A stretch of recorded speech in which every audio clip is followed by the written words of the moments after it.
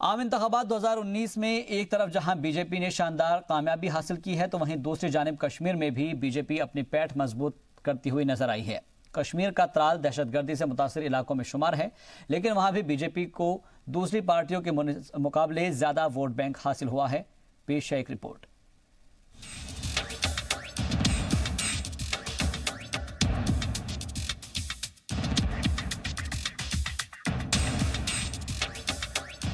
त्राल कश्मीर का वो इलाका है जो दहशतगर्दी से सबसे ज़्यादा मुतासिर रहा है। आने वाले दिनों में रियासत में असेंबली इंतखाबात होने हैं। ऐसे में पार्लिमानी इंतखाबात में हुई वोटिंग के आदाद-ओ-शुमार को नज़रअंदाज नहीं किया जा सकता।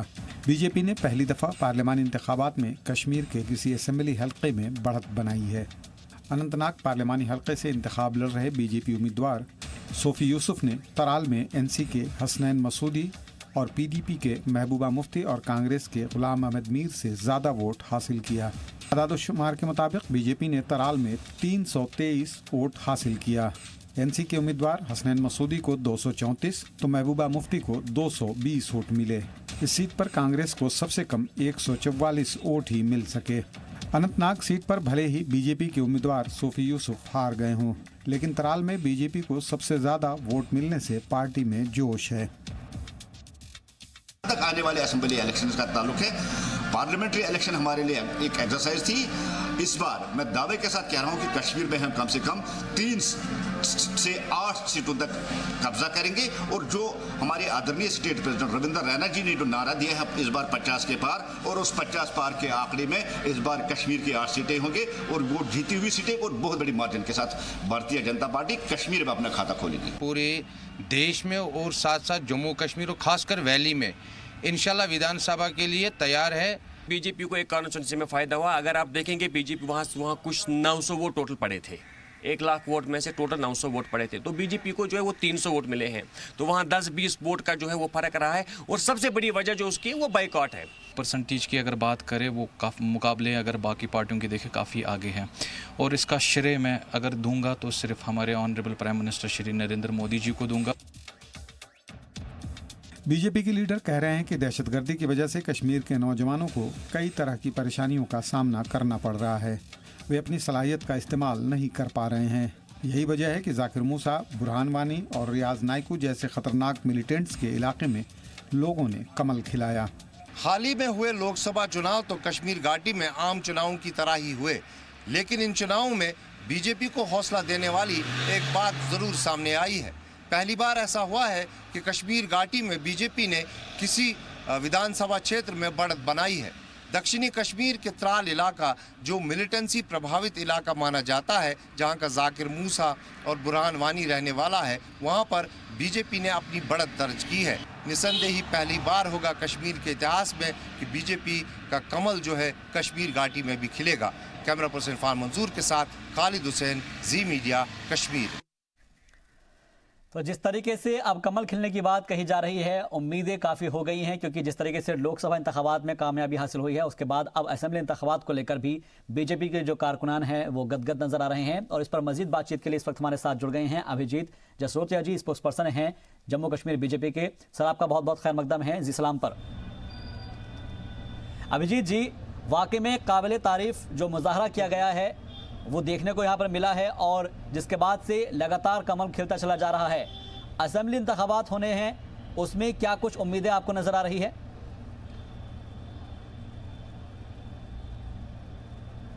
देखिए जी, सबसे पहले जी सलाम को मेरा सलाम। सबसे मेरा ये पहला कार्यक्रम है आपके जी सलाम पर जी। सबसे पहली बात मैं ये कहना चाहता हूँ कि वादी में जो कमल खिला है ये सच्ची में एक लोगों के लिए मैं कहूँगा बहुत बड़ी अचीवमेंट और बहुत बड़ी एक ऐतिहासिक बात है, क्योंकि ये एक आपको ट्रेंड दिखा रहा है आने वाले वक्त का जी। अगर आप देखेंगे थोड़े महीने पहले, ये 1 महीने पहले की बात है, मैंने कश्मीर में एक प्रेस कॉन्फ्रेंस की थी जिसमें मैंने साफ कश्मीर वालों को एक संदेश दिया था।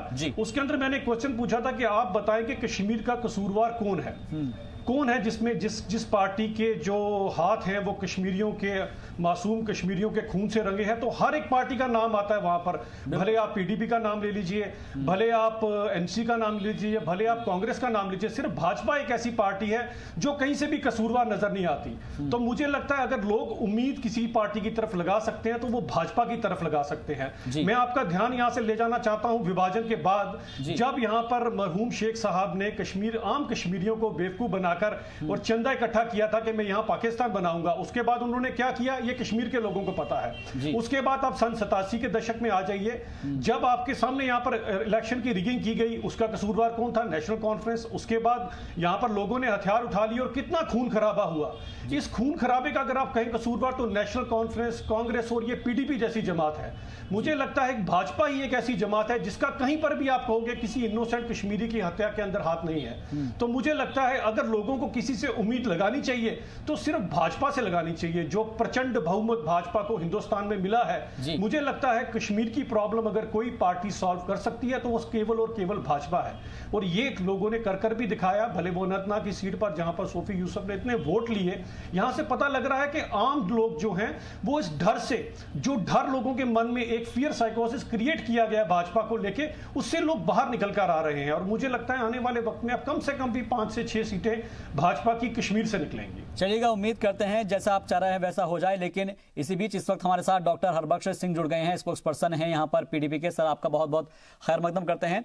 डॉक्टर हरबख्श सिंह साहब, क्या वजह रही है कि आपका जो मुजाहरा काफी शानदार नहीं रहा है इस पार्लियामानी इंतखाबात के दौरान और आपको जो है यहाँ पर हार का सामना करना पड़ा?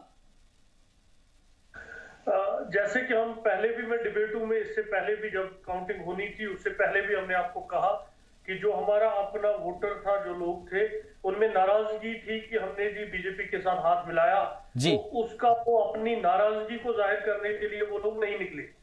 तो ये हमें एक्सपेक्टेड था कि ये होना है, हमसे लोग नाराज हैं। लेकिन सर अगर ये चीज होती तो फिर बीजेपी को लोगों ने वोट क्यों दिया? फिर अगर ऐसी ही बात थी तो कहां पे दिया बीजेपी को वोट? सर, त्राल के अंदर आ गए हैं ना भाई साहब। ये एक बहुत बड़ा अलमिया है। जिस तरह लोकल बॉडीज में लोग नहीं उठे, त्राल में कुछ वोट इनको आए, तो ये एक आई ओपनर है उन लोगों के लिए जो बाइकाट के लिए जाते हैं।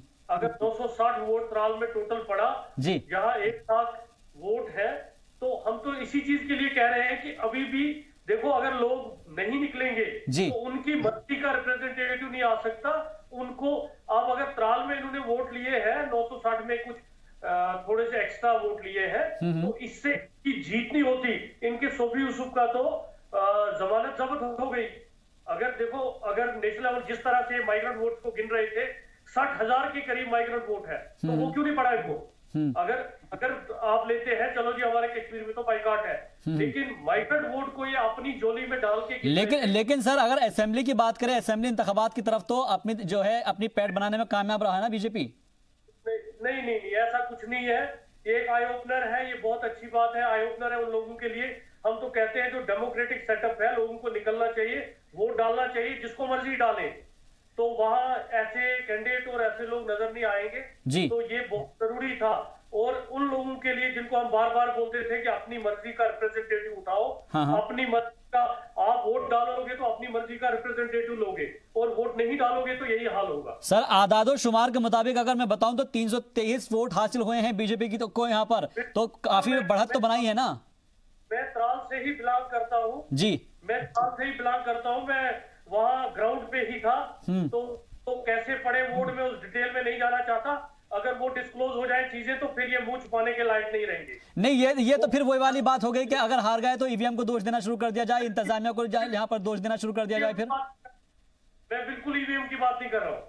फिर आपका इशारा किस ओर है? फिर तो वो इनको पता है, जो हमारे इनके स्पोक्स पर्सन सुन रहे होंगे उनको पता है वो। ठीक है, मैं पूछ लेता हूँ, अभिजीत जी इसका जवाब देंगे। अभिजीत जी बताइए किस ओर इशारा कर रहे हैं ये? देखिए जी, देखें जी, वो एक कहावत है, खसियानी बिल्ली खंबा नोचे जी, तो वो इन पे बड़ी फिट बैठती है। जहां तक रही बात, ये बातें कर रहे हैं, इन्होंने तो सभी सांप दंड भेद लगा दिए।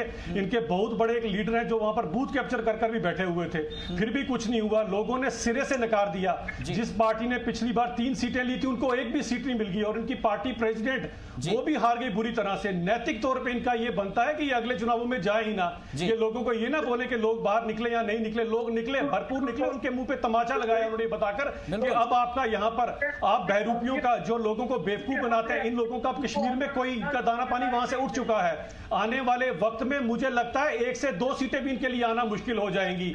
और जिस हिसाब की षड्यंत्रकारी इन्होंने रणनीति वहां पर रची है, कभी खुद ही मिलिटेंट क्रिएट करते हैं, कभी खुद ही उनको मरवा देते हैं। इनके इतिहास में अगर आप जाएंगे तो इनका इतिहास इतना दुखदाई है कि कश्मीर के लोगों के जख्म के ऊपर इन्होंने नमक फेंका, नमक। तो ऐसी पार्टियों को कश्मीर, लेकिन अभिजीत साहब आपके ऊपर जो इल्जाम लगाया जा रहा है, आपके सामने अभिजीत जी, पार्टी प्रेसिडेंट हार चुकी है आज। अभिजीत जी, आपके ऊपर जो पीडीपी की जानिब से इल्जाम लग रहा है वो ये है कि अभी खुद हरबख्श साहब कह रहे हैं कि हमको लोगों ने वोट इसलिए नहीं दिया, उनकी नाराजगी है कि आप बीजेपी के साथ क्यों गए थे। भी नहीं दिया कि हमने ऐसे लोगों को ऑनर दिया जो उसके लायक नहीं थे। इनको वही बात है कि इनको वोट नहीं, अभी आपने खुद इनको कहा इनको वोट नहीं दिया और हमें वोट दे दिया। यानी कि लोग इनका असली चेहरा जो है वो पहचान चुके हैं। हाँ। कि ये दोगले लोग हैं, ये कश्मीर में कुछ और भाषा बोलते हैं और दिल्ली में कुछ और भाषा बोलते हैं। कभी मासूम बच्चों को टॉफी और दूध के नाम पर ये छेड़ते हैं। जिन लोगों के मासूम बच्चे मारे गए उनको उन्होंने दूध और टॉफी के नाम पर छेड़ा, उनके ऊपर तंज कसे इनकी पार्टी प्रेसिडेंट ने। इनको तो खुद ही शर्म आनी चाहिए, ये ऐसी ऐसी बातें करते हैं। लोगों ने आज इनके मुंह पे जो तमाचा लगाया है, इसके ऊपर इन्हें सोचना पड़ेगा। ठीक है, शायद हरबख्श साहब कुछ जवाब देना चाहते हैं, 1 मिनट सुन लेते हैं वो क्या जवाब देना क्या चाह रहे हैं। अभिजीत जी सुन लेते हैं। आज जितना खून खराबा हुआ है उसकी कसूरवार ये पीडीपी और एनसी और कांग्रेस जैसी। ठीक है, सुन लेते हैं एक बार हरबख्श साहब को, सुन लेते हैं। जी हरबख्श साहब, ये हमारी आइडियोलॉजी जो थी, यही जो आज स्पोक्स पर्सन किसी और पार्टी के हैं। 4 महीने पहले हमारी पार्टी की एडवोकेसी करते थे कि इस जैसी पार्टी कोई नहीं है और महबूबा जी जैसा लीडर कोई नहीं है। अभी हमने इनकी पार्टी में मुफ्ती मोहम्मद सईद की बात की थी, इनकी इस पार्टी प्रेसिडेंट से। इसका जवाब मैं इनको देना चाहूंगा। हमने मुफ्ती मोहम्मद सईद की बात की थी और हम जब अब हमने इनके बीच में रहा हूं तो मुझे इनकी असलियत पता है। बिल्कुल, ये तो इनके लिए और निंदनीय है। मैं इनके बीच में रहा हूं, मुझे इनकी असलियत पता है, तभी मैं इनका पर्दाफाश कर रहा हूँ। जी जी, वही बात है, मुझे भी पता है ना किसका पर्दा। वो 1 महीने पहले तक जिस आइडियोलॉजी को सलाम करते हैं, इनका असली चेहरा मैं निकाल के लोगों के सामने। लेकिन हरबख्श साहब, ये तो आपको भी सोचना चाहिए कि अभिजीत जी आपकी पार्टी से क्यों उधर चले गए। इनकी पार्टी प्रेसिडेंट की तरफ नहीं है। हरबख्श साहब, आपको भी तो ये चीज सोचनी चाहिए कि आप कह रहे हैं कि 1 महीने पहले या 2 महीने पहले किसी एक मुद्दत कार के अंदर वो आपके साथ हुआ करते थे। आखिर आपकी पार्टी को छोड़ने की वजूहत क्या रही होगी फिर? भाई, जो अपॉर्चुनिस्ट लोग थे उनका यही हाल होता है। इनको हम फसली बटेर कहते हैं। ये हमारी पार्टी से उठ के सजाद साहब के पास गए और सजाद साहब से आप बीजेपी में गए। इन्होंने 3 महीने में 3 पार्टियां शिफ्ट की।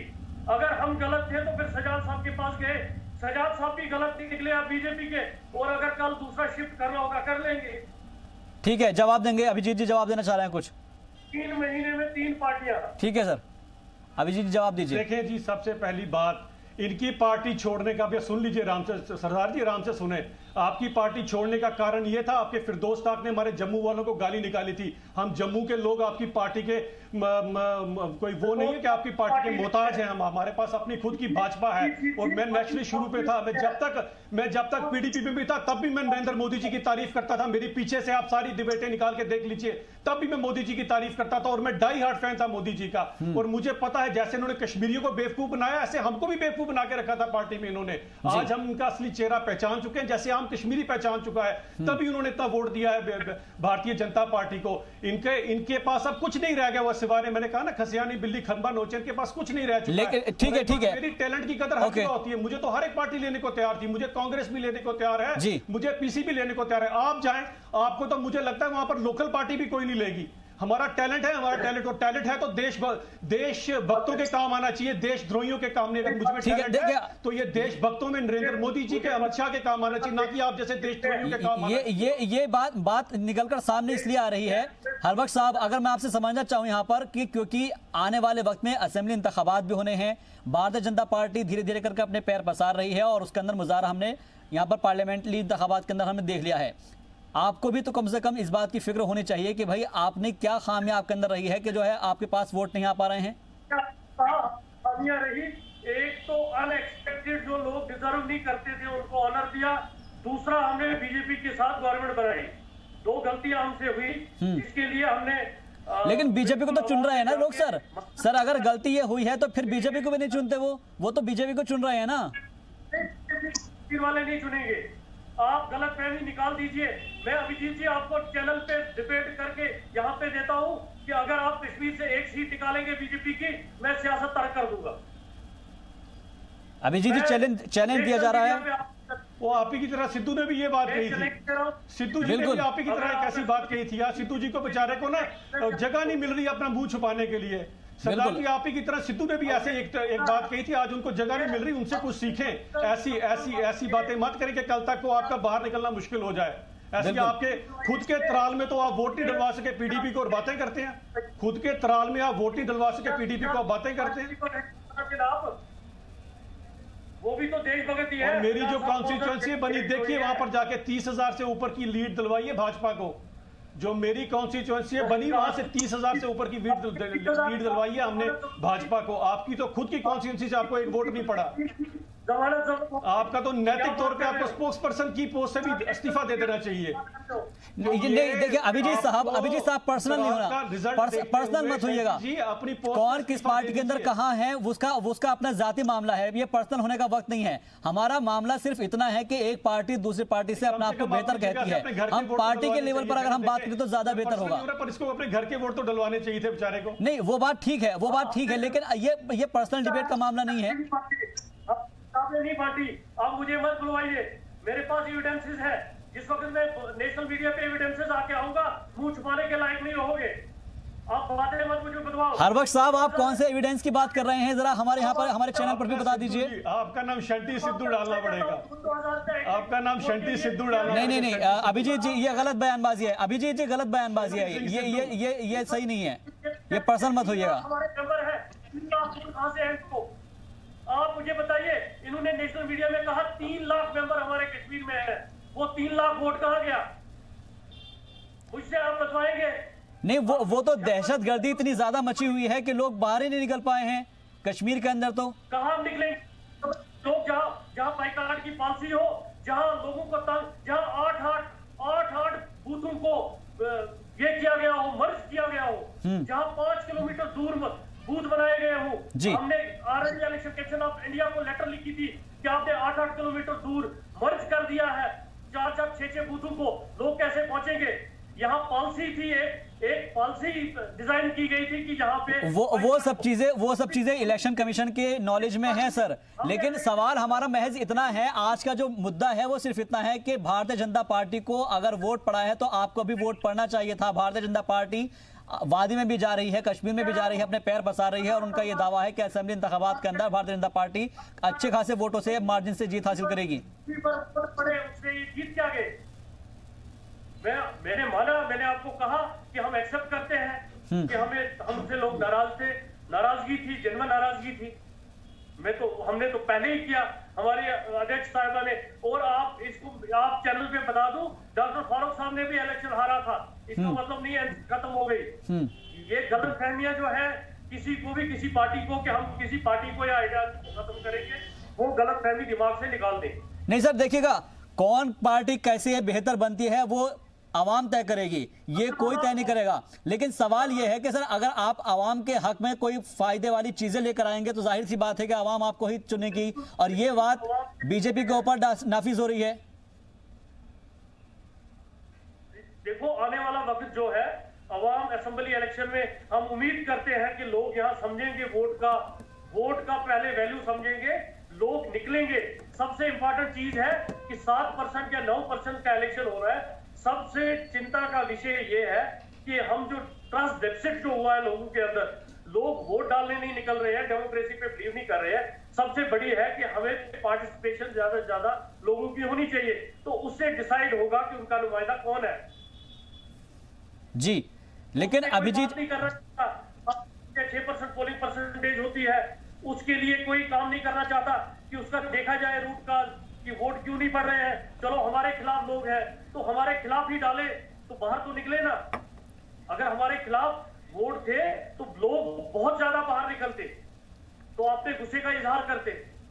चलिएगा, ये देखना अब अहम होगा कि किसको कितनी कामयाबी हासिल होगी। आप दोनों का बहुत बहुत शुक्रिया, अभिजीत जी और हबक साहब, आपका बहुत बहुत शुक्रिया। लेकिन अब सवाल यही उठता है कि बीजेपी जो दावा कर रही है उसमें कितना दम है, ये असेंबली इंतखाबात में पता चल जाएगा, क्योंकि पार्लियामानी इंतखाबात के अंदर काफी अच्छे वोट हासिल हुए हैं और एक बार फिर से मोदी हुकूमत इक़्तिदार में आने वाली है।